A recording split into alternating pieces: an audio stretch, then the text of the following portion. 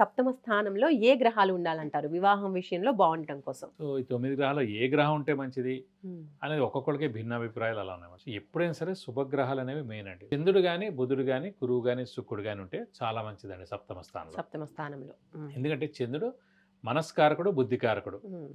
So మనస్కారకుడు, బుద్ధికారకుడు అయ్యాడు కాబట్టి ఆ చంద్రుడు అక్కడ సప్తమ స్థానంలో ఉంటే మనసు చాలా బాగుంటుంది. హ్మ్. బుద్ధి కూడా చాలా బాగుంటుంది. బావుంది. ఎప్పుడైతే మనసు, బుద్ధి 2 బాగున్నాయో ఇద్దరు అన్యోన్యంగా చాలా బాగుంటారు. హ్మ్. వైవాహిక జీవితం బాగుంటుంది. భార్యాభర్తల మధ్యన అన్యోన్యత పెరుగుతుంది. సో వాళ్ళిద్దరి మధ్యన మనస్పర్ధలే ఉండదు. హ్మ్. ఆరోగ్యరీత్యా కూడా అన్ని కూడా బాగుంటుందని చెప్పుకోవాలి. నెక్స్ట్ వచ్చేసి బుధుడు. హ్మ్. బుధుడు అనగానే మనకి క్రియేటివిటీ, ఇంటెలిజెన్స్, లాజిక్, లౌక్యం, తెలివితేటలు, జ్ఞాపశక్తి ఇవన్నిటి హ్మ్. కారకుడు బుధుడండి. ఆ బుధుడే ఫ్రెండ్స్ కూడా మిత్రులు కూడా కారకుడు. ఆ ఫ్రెండ్స్ ఏంటంటే మెయిన్‌గా బుధుడు అంటేనే గ్రీన్ కలర్. నేచర్ అంతా కూడా గ్రీన్‌గా గ్రీన్ ఉంటదన్నమాట. కలర్‌లో ఉంటున్నాను. సో పచ్చగా. ఎప్పుడైతే బుధుడు అనే గ్రహం చాలా బావుందో వాళ్ళు నేచర్ తోటి మమేకం అయిపోగలరు. హ్మ్. ఎవరితో అయినా ఫ్రెండ్‌షిప్ చేసుకోగలరు. ఎవరి చేతైనా సరే వాళ్ళు మన్ననలు పొందగలరు. ఎవరి హ్మ్. చేతైనా కూడా పని వాళ్ళు చేయించుకోగలరు. వాళ్ళని చూడంగానే అయ్యో! వీళ్ళకి పని చేసి పెడితే బావుండు అని అవతల వాళ్ళకి అనిపించేటట్టు చేస్తారు. ఓకే. అంత లౌక్యంగా మాట్లాడగలరు. అంత వ్యాపార కుశలత, వ్యాపారంలో సక్సెస్ కూడా బుధుడు చాలా బాగుండడం చేత. హ్మ్. సో, అలాంటి బుధుడు సప్తమ స్థానంలో ఉంటే గనక ఫ్రెండ్లీ నేచర్‌గా ఉంటారు. హ్మ్. ఒక వైఫ్, హస్బెండ్ ఫ్రెండ్లీగా ఉన్నారనుకోండి ఎలాంటి ఇబ్బందులు ఉండవు.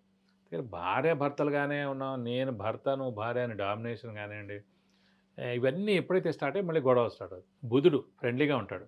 క్రియేటివిటీ ఉంటుంది. ఇంటెలిజెన్స్, లాజిక్, హ్మ్. లౌక్యం, విట్టి నేచరు, హాస్యం, హాస్య కుశలత. ఒక జోకేస్తే ఆ టైం అంతా కూడా ఆనందంగా ఉంటుంది. ఆనందంగా సో, ఉంటారు. ఇవన్నిటికి కారకుడు బుధుడు. సో, బుధుడు బావుంటే బుధుడు అక్కడుంటే ఇంకా చాలా బావుంటుంది. హ్మ్. నెక్స్ట్ వచ్చేసి గురువు. గురుగ్రహం ఏంటంటే మెయిన్‌గా దైవబలం, దైవానుగ్రహం కారకుడు. ఇలాంటి వివాహం జరగాలన్నా, మామూలుగా వైవాహిక జీవితం బావుండాలన్నా, ఎలాంటి ఇబ్బందులు లేకుండా ఉండాలన్నా, దైవబలం, దైవానుగ్రహంతోటి వీళ్ళ హ్మ్. జంట బావుండాలన్నా గురువు అనే గ్రహం చాలా బావుండాలి. అలాంటి గురుగ్రహం. గురువే సప్తమ స్థానంలో ఉన్నాడనుకోండి ఇంకా చాలా మంచిది. అలాగే శుక్రుడు. హ్మ్. శుక్రుడు మెయిన్‌గా వైవాహిక జీవితానికి కారకుడు. అలాగే వివాహానికి కారకుడు. అలాగే కళలకు కారకుడు. హ్మ్. అందానికి కారకుడు. లగ్జరీస్ కారకుడు. సో, అన్నిటికి మెయిన్ ప్లానెట్టే వివాహం విషయంలో అయితే గనక శుక్రుడు. శుక్రుడే అండి. సో, ఇలాగ ఈ సప్తమ స్థానంలో ఈ చంద్రుడు గాని, బుధుడు గాని, గురువు గాని, శుక్రుడు గాని ఈ 4 గ్రహాల్లో హ్మ్. ఒకళ్ళున్నా, ఇద్దరున్నా, ముగ్గురున్నా, నలుగురుంటే ఇంక ఇంకా ఔట్‌స్టాండింగ్‌గా మంచిది. వాళ్ళ జీవితం ఉంటదని చెప్పుకోవచ్చు.